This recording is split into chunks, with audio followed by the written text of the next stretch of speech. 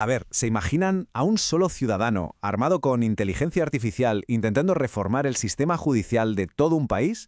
Pues hoy vamos a desgranar una historia increíble sobre una campaña que intentó justo eso y del muro legal con el que se topó de frente. Para que nos hagamos una idea del contexto, empecemos con esta cifra, 721.000. Ese es el número de acciones de tutela, que son un tipo de recurso de amparo, que se presentaron en Colombia solo en 2023. O sea, es una cifra que ya nos dice que el sistema está, como poco, bajo una presión tremenda. Y como suele pasar, todo esto empezó con algo mucho más pequeño, casi local. La iniciativa de un ayuntamiento buscando una solución tecnológica que, sin que nadie lo esperase, acabó siendo la chispa que encendió un debate nacional sobre tecnología, transparencia y, en definitiva, sobre el futuro de la justicia. Bueno, pues vamos al origen de todo. La historia arranca con un reto tecnológico que lanzaron la ciudad de Cali y el Banco Interamericano de Desarrollo.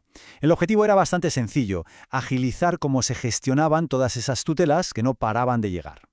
Los objetivos de este reto, el oficial, eran muy prácticos, muy de ir al grano. Buscaban simplemente solucionar un cuello de botella administrativo. Querían mejorar la forma en que se recibían, se capturaban y se registraban los datos de las tutelas. Nada más y nada menos. Pero claro, aquí es donde la historia se pone de verdad interesante. Porque a este reto oficial le salió una contrapropuesta ciudadana que era, muchísimo más ambiciosa. Una visión que veía el problema desde un ángulo completamente distinto. Y aquí vemos perfectamente el choque de trenes. Por un lado, el gobierno, que buscaba una mejora tecnológica muy concreta, muy de nicho. Y por el otro, un ciudadano que decía, un momento, usemos la inteligencia artificial no solo para registrar más rápido, sino para hacerle un diagnóstico completo al sistema judicial y atacar de raíz la corrupción y los retrasos. El argumento de fondo de esta propuesta ciudadana era que el reto del ayuntamiento era como poner una tirita en una herida muy profunda. Se decía que el problema real no era de registro, sino de congestión judicial, de corrupción y de falta de sentencias justas, o sea que se estaba tratando el síntoma y no la enfermedad.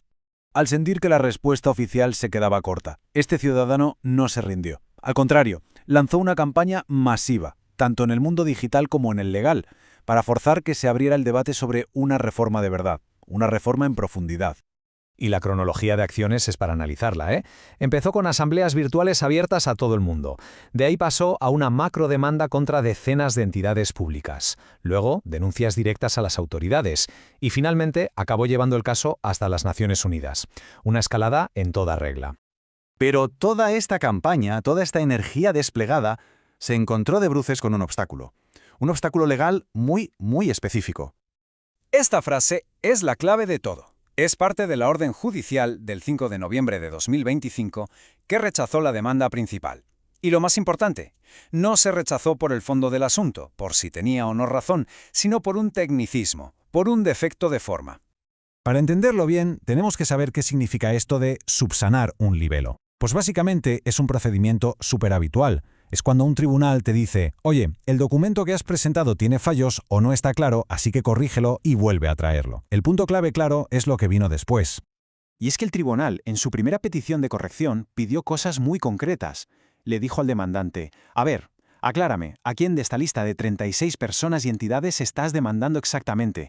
Dime qué acción u omisión concreta de cada uno vulneró tus derechos.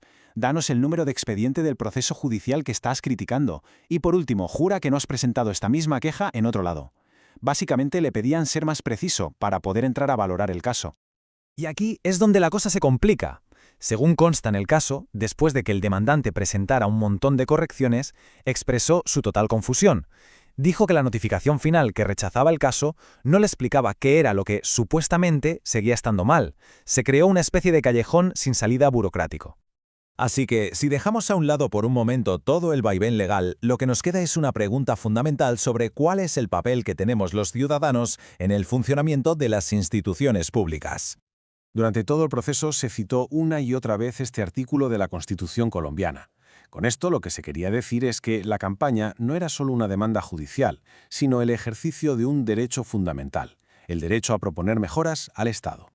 Y todo esto nos deja con una reflexión final que va mucho más allá de este caso concreto.